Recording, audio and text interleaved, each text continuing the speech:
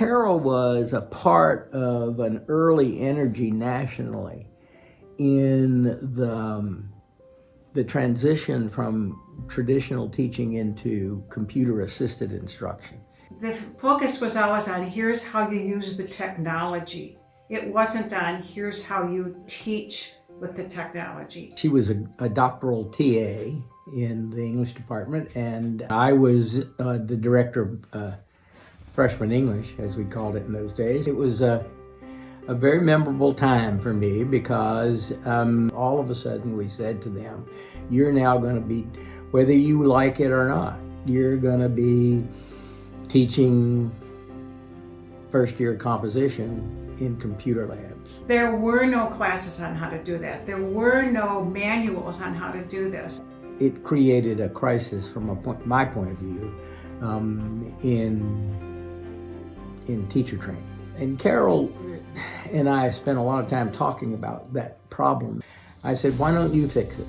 Why don't you be my staff person to do this? And she did. The initial challenge was, how does the computer work? Because this is early 90s. And then the challenge became, okay, now how do we teach using those technologies? What she did was she had to develop a pedagogy.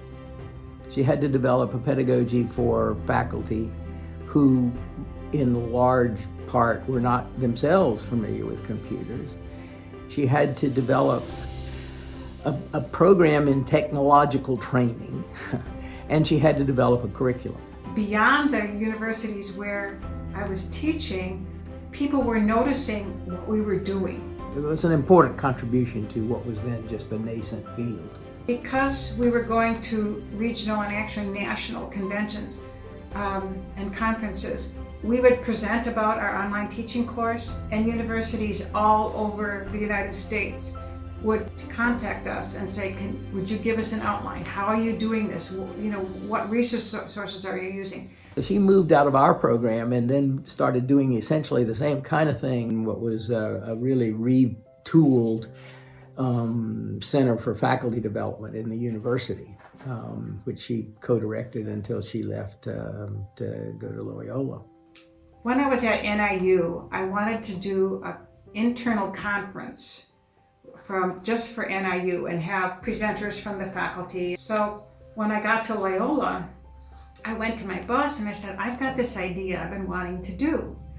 And he said, well, I don't know if it'll work, but try it. Carroll absolutely kicked off the focus on teaching and learning culture at Loyola. We did not have a program like that. Carroll was on the vanguard of understanding that scholarly teaching and learning in an Ignatian setting needed a very special program to bring us all together and talk about ways that we can do better in our teaching for our students. Those sessions, then we started developing online workshops led by faculty, and so everybody was getting a chance to share what they know and expand their ideas. And I think that's the strength of what I did at Loyola and at Northern, is to get people talking to each other and the sharing of ideas.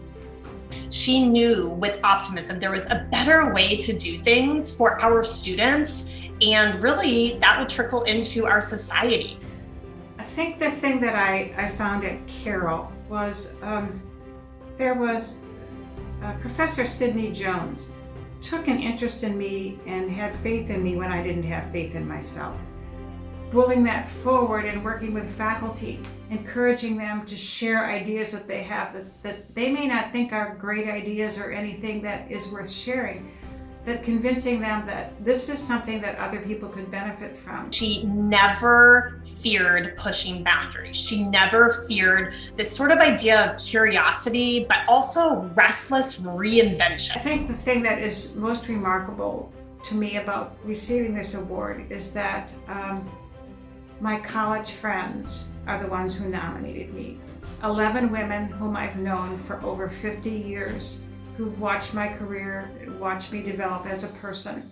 The fact that these women, who are such dear friends to me even now, had the faith in me and the confidence in me to nominate me for this award, and that's really overwhelming to me.